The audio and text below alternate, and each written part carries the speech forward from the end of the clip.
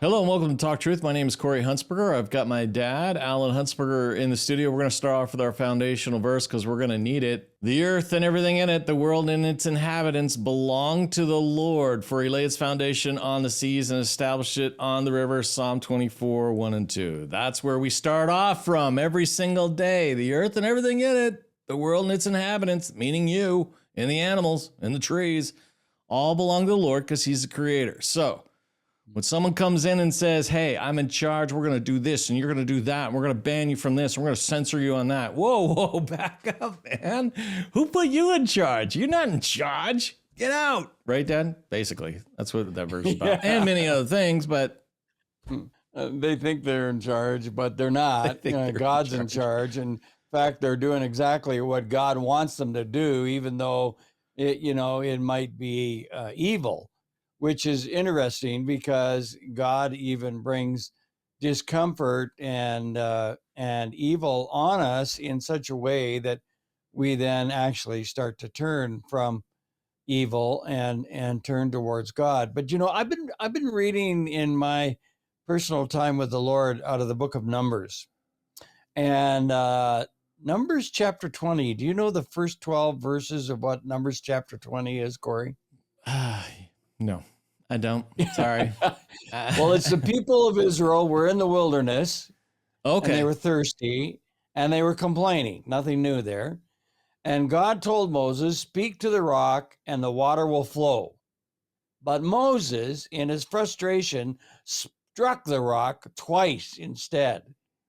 The water still came because God is faithful. But the Lord then told Moses, you will not lead this people into the promised land because you did not trust me to show my holiness. Now, this story reminds us that how we obey matters just as much as what we obey. God wanted his holiness displayed, but Moses let his emotions take the lead.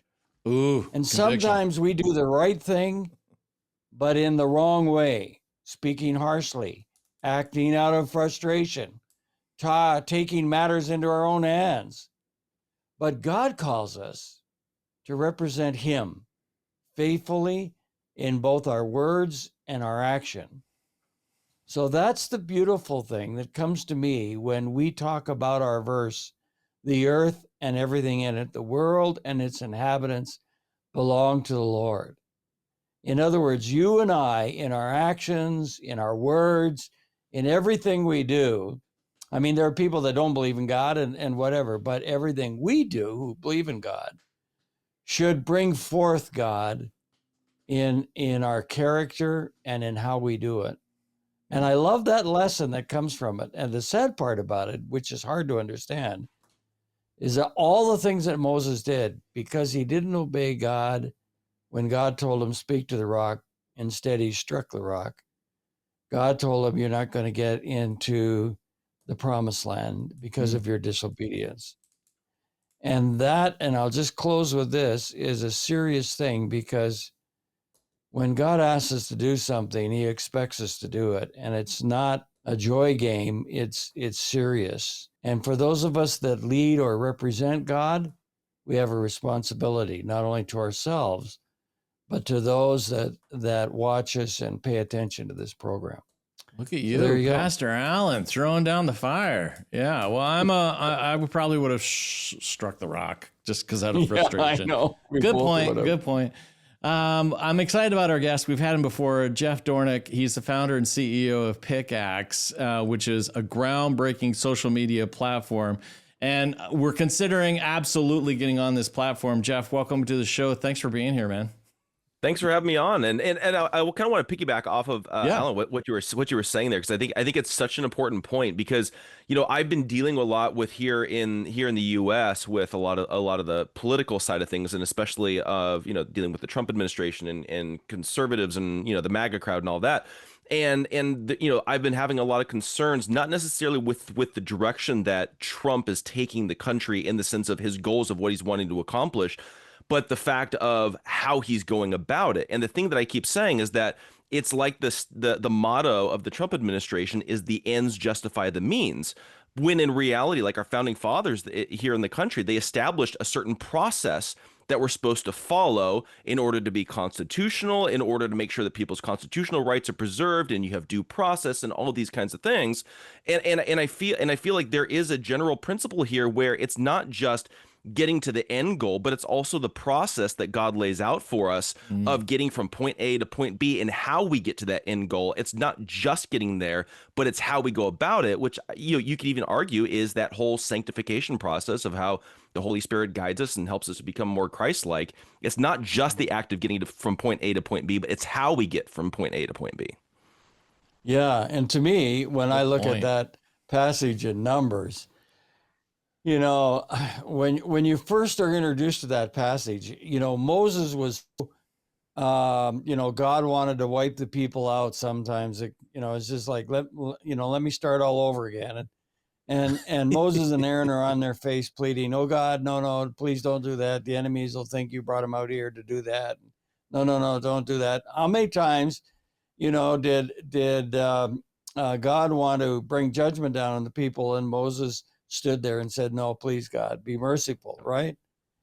But because he was a leader, he's the leader, and God told him, speak to the rock. And in his frustration, which you can't blame him being frustrated with these people that complained every day about something, he hit the rock twice. And God still was faithful. The water came out of the rock. But God said, because you didn't speak to the rock and trust me, and you struck the rock instead, you aren't going to be able to go into the promised land. You almost think that is way harsh. But I don't think we understand sometimes the high calling that God calls us to. And, he doesn't back down. Yeah. No, it's a good point, and I think it's also one of those things where I think we need to figure out, like, how do we apply it in all these different arenas, whether you're talking politics or your own personal life, or dealings with the church, or whatever it is that we need to make sure that we're following after Christ, and we're obeying God's word in everything, and not just, because I feel like a lot of times people will kind of try to rationale their behavior and say, well, I'm just trying to accomplish this goal, or I'm trying to, do this. And like with Moses, like the end goal was to get water for the Israelites. But he went about it in the complete wrong way, and directly violating the way that God said to do it. And like you said, God was still faithful, and he will still be faithful in our lives. But that doesn't change the fact that we're sinning in going about trying to accomplish that goal, no matter how righteous that goal is. Yeah. Wow. You guys are making good points. I mean, like, this is tough. It's really tough because, Jeff, you and I were talking before the show even started, like, how it's really hard to do it, God's way, because you just feel like no one's listening, no one's paying attention. Social media is throttling and shadow banning our message. And so, that you start to build up some anger, you start to build up some, and then we hide it behind righteous anger, to lash out when technically maybe we're not supposed to do that. That's why I appreciate your platform. You're not going to throttle people. You're just going to allow people to have the conversation and reach the audience they want to reach. That's important. Yeah, well, it's really important. I think especially too, because I've spoken at a few different churches about Pickaxe, where they've invited me to come in and talk about what we're doing. And the thing that I keep saying is that, like, a lot of churches rely very heavily on Facebook, especially. It's because that was one of the first big ones where you could have groups and pages and you could congregate around there. But the problem is that even for a lot of these churches, they can't have direct access to their church congregation on these platforms, because the platform is arbitrarily deciding which of their congregation members can see any one of their posts. And so if you're, running a church and you're trying to communicate with your congregation, social media at this point, when you're looking at Facebook and Instagram and Twitter and all these different platforms, to me, it's not the place to do it, because they're limiting your reach. To me, a more effective way would just be dealing with email. That way, every single person that's on your email list will get the email. That's how they get the announcements. I don't think that we should be relying on these other platforms. And that's where I'm trying to, come in with a platform where it's like, we're not going to get in the middle. And if they follow you, it's because they actually want to see your content. We're going to have a whole bunch of different tools that people of all different industries, whether it's a church or a company or an influencer, can all take advantage of to have more direct access. But then also it's going to help us to be able to get the truth out there in ways that we haven't been able to, and especially as well because we're bringing in people, we're bringing in lifelong Democrats, we're bringing in lifelong Republicans, we're bringing in Christians, we're bringing in gamers, we're bringing in people from all different areas, to where even as Christians we can get out of this kind of echo chamber that I think a lot of these alternative social media platforms become, and we can actually preach the gospel to the lost with where they are on a platform like Pickaxe, where I'm not going to get in the middle between you and that. You preach the truth. You get the information out there, and that's totally on you. And I'm just going to create the tools to help you do that. Yeah. What do you think the disadvantage of is television, like what we do? Like we're on television, and the reason why we're on television is for that very reason. There are a lot of people that don't even have social media or internet or an iPhone or whatever, believe it or not, but they do have television. The other thing is television doesn't really restrict you in what you're talking about on the shadow banning and all that kind of thing. But why do you think? Let me maybe ask it a different way. Do you think people look at television as too costly, too expensive, and therefore the internet is much easier to work with? No, I don't think it's the cost necessarily. I think it's the instant gratification. And I think that that's the difference, is that the everyday person, they would rather go to Netflix or Disney Plus and be able to pull up whatever show or movie that they want to watch at that second. They say like, okay, cool, I'm gonna pull this up, click, and then they binge watch, as opposed to, the way that television has always been, where, you tune in Wednesday night at 7 o'clock Eastern time, and then that's your primetime show. They would rather just on demand it. And I think that that's why social media is so influential, is because you get information immediately. You don't have to wait till the evening news. You don't have to wait until your favorite weekly show. You can just literally pull up a clip, pull up the news article, pull up everything immediately. And I think there's this immediate gratification mentality among the population that we've been conditioned to by a lot of these big tech companies, to where it was really interesting when Netflix first came out. They kind of really hurt themselves from a business standpoint, because they would release the entire season of a show all at once, and then people would binge watch it, and they'd be done in 2 days because they would just watch the whole thing straight through. And then all of a sudden they're like, okay, now what do I watch? There's nothing else for me to watch, because you just spent millions and millions of dollars developing this 13-part series that I watched in 2 days. And so then they started realizing, okay, we need to start spacing this out, kind of going back to the television model of, okay, 1 week, here's an episode. Here's the next week, here's another episode. So there is a certain level of people are willing to binge and spend hours and hours and hours if it's on demand, and they don't want to wait. But also at the same time, a lot of platforms are realizing they need to make people wait if they don't want to go bankrupt. Hey, you were talking earlier about middlemen, because that is what is happening in social media. They're kind of like sticking themselves. There's a middleman in there that's kind of like changing the flow and the algorithm. The other middleman is AI, and it just came up that the FDA is giving big pharma an AI hall pass to poison you. It says here the FDA is playing Russian roulette with your health, loading the chamber with artificial intelligence. Can you talk to us a little bit about that and how that's dangerous? Yeah, definitely. Yeah, obviously, like I'm railing on AI all the time just because I'm really concerned with the direction that it's taking us. But specifically when you're dealing with the FDA, the FDA approval process, for people that don't know, typically what it would be is you'd have a company that would come to the FDA and say, hey, we want to come out with this new pharmaceutical product or this new vaccine. Here's what we allege it can do based upon our own internal, science and all that. We would like to do some testing, and we'd like to go through the FDA approval process. So the first level of what you would do would be animal testing, and and you would test it out in mice or whatever animal would be genetically closest to humans in regards to that specific drug, and it could be a different animal for a different drug depending on what they need to test. And so they would do initial animal testing, and before it could ever go to human trials, it would have to pass animal testing, so that way they could show, okay, look, they're not getting crazy abnormal tumors, they're not behaving erratically, they're not getting diabetes out of nowhere, after taking this drug, things like that, very obvious things that should be a pretty low threshold.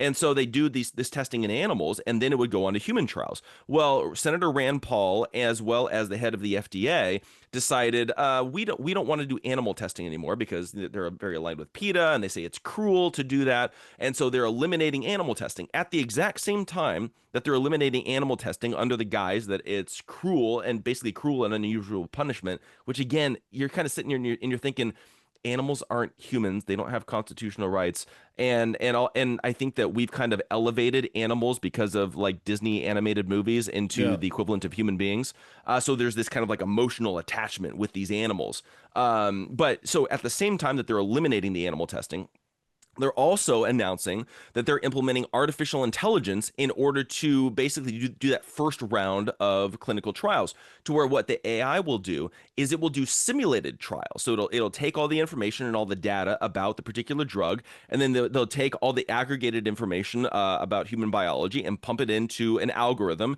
and then they would run these simulations to see, okay, is this coincide with human biology and all of that. Well, when you're actually sitting there and you're actually like thinking logically about this, number one, no human being knows all there is to know about human biology. Only God knows every single little nuance and we're still discovering new things. So to think that we don't need real life results and that a computer can simulate human biology that only God actually truly intricately understands is very naive at best. But then also we also understand that artificial intelligence is only as good as its programmer and only as good as the database that it's collecting from. And so, we know historically that the FDA is very corrupt, and that it works in cahoots with big pharma, and you can make the argument that, well, RFK Jr. won't let that happen. He's the head of HHS. He'll make sure that there's no corruption and that the AI is neutral. Okay, that's fine. But what happens when the next president comes in? You get a new administration come in, and then they go back to business as usual, where they're getting paid off by big pharma and all that. It would be so easy to just change the database or change what information is being pumped into there, or change the bias in regards to what gets approved and what doesn't get approved, and then we have no actual real world results before it goes to human testing. So now you're going to be dealing with things are getting fast tracked in a way that they never were before. We have no real world results, and there's also talks and discussions of even eliminating the need for the human trials, because if AI can just simulate all the trials, the animal trials and the human trials, then we can just fast track it. The AI says it's good. Let's give it a rubber stamp and send it out into the public. This is where we're heading right now, and it's only giving power to the big tech companies. It's giving power to big pharma, and it's actually harming the American people and anybody that relies on these FDA-approved drugs. Agreed. And AI could be wrong. AI even says that AI could be wrong. Check. Every time you go into AI, whether it's ChatGPT or Claude or whatever you type in, it says, hey, make sure you check everything because it could get it wrong. That's the problem. Yeah. Well, and there's two examples of this that I want to highlight. So one, and they're both by friends of mine. So one of my friends, her name is Rachel Alexander. In my opinion, she is the foremost expert on election fraud. She used to be the Maricopa County elections attorney. She knows this stuff inside and out because she's been on both sides of the election fraud, debate and discussion. She's seen the behind the scenes from the government standpoint, and she's also seen it from the journalist standpoint. So I always go to her and I'm like, okay, so what's really going on? Because things are always blown out of proportion and all that.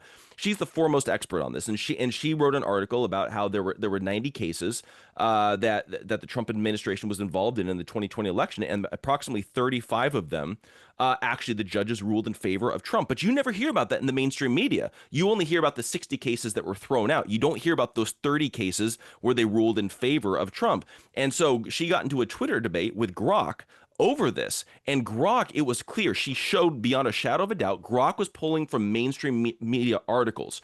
she was pulling from court documents, and she was showing Grok, here's the court documents. Well, Grok refused to acknowledge the court documents and continued to repeat the lies that are in the mainstream media. And then when she continued, instead of responding or saying, hey, yeah, you know what, maybe I was wrong or whatever it is, Grok resorted to smearing her based upon false accusations that are posted online about her in order to discredit her for people that are watching this conversation. And it was very strange how it went personal and began to smear her. And again, we're talking about an AI robot here. Then the other concern that I have with AI is there's a leftist political cartoonist. His name is Ted Rall, and I've had him on my show. Fascinating guy. Don't agree with him on a lot, but he's a very nice guy, and we can have a positive debate and discussion on things. He is actually depersoned by OpenAI. So ChatGPT does not acknowledge that he's a real person. And so if you go over to ChatGPT, and I encourage you guys could do it right now. Pull it up. Just type in, who is Ted Rall? ChatGPT will reply and start to say, well, Ted Rall is, and about halfway through writing Ted Rall's name, it'll stop and say, this is a violation of our terms of service and we cannot continue. And it doesn't matter how you write his name, it will refuse to acknowledge that he's an actual real life human being. Now, the concern here is OpenAI has government contracts using the same large language model that they use for ChatGPT. So when you think about it, if they can deperson somebody like Ted Rall, and I know they've done this to a few other people, is that same large language model where they're depersoned also being applied within the government? And does that mean that they're depersoned and basically don't exist when that AI is being used within the government? Think about the ramifications of that. You talk about cancel culture, and now this same technology is being implemented within the government. And think about how much power these big tech companies have over us. So when you look at these things, we have to be very cautious with AI because of both the mistakes that they make, as well as how easily programmed and how easy it would be to manipulate it against the American people or anybody really who's dealing with this. Wow. Ooh.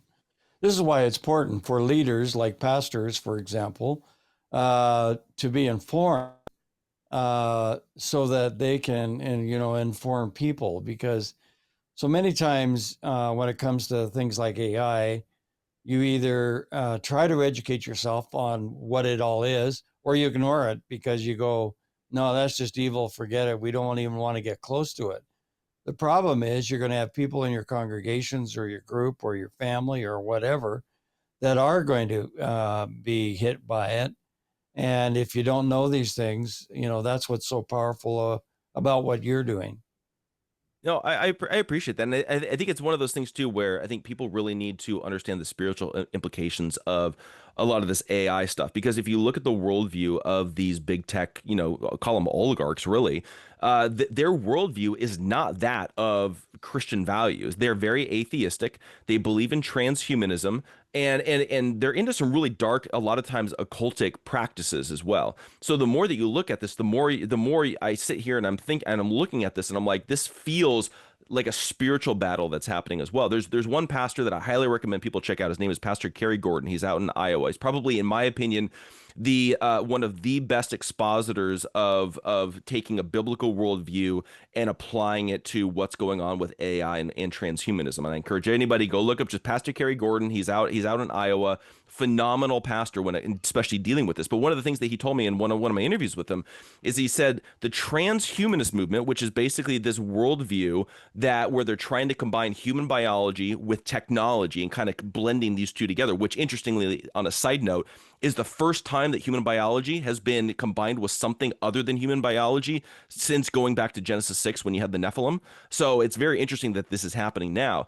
But what's interesting is he made this point that the worldview behind transhumanism is the same worldview behind transgenderism. In both of these instances, what they're actually saying to people is that we don't believe that God exists. But if he existed, and if he did create you, he made a mistake in how he created you. You were born in the wrong body. You don't have the mental capacity that you could have. It's kind of going back to the Garden of Eden where Satan promised all knowledge and all that by eating the fruit, that temptation of I want more. God didn't make me in the way that I think he should have. He didn't make me perfect. And Satan or this transhumanist worldview or this transgenderism, that can fulfill everything. This can do what God could not do in me.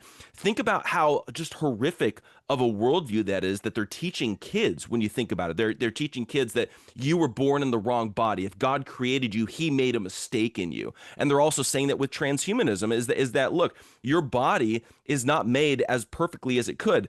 You can't trust God to fix it, but you can trust me, Elon Musk. You can trust me, Sam Altman. We'll fix all of this just by this little implanter, just by this technology. We will fix you in a way that God couldn't. It's the same spirit behind transhumanism and transgenderism, and all these guys that are behind AI are fully bought in to transhumanism.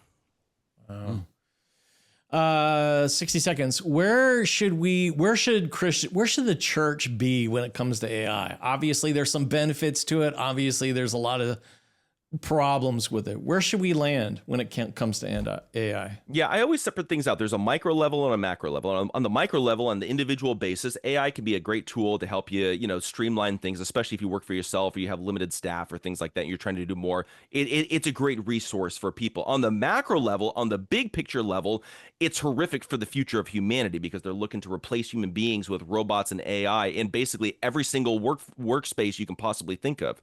And so by being a part of this AI ecosystem, what we're actually doing is we're actually basically funding and building up the very technology that they're trying to replace us with. And so it's one of those things that I think that we really need to be cautious about, and I think more pastors need to dive into the worldview behind this.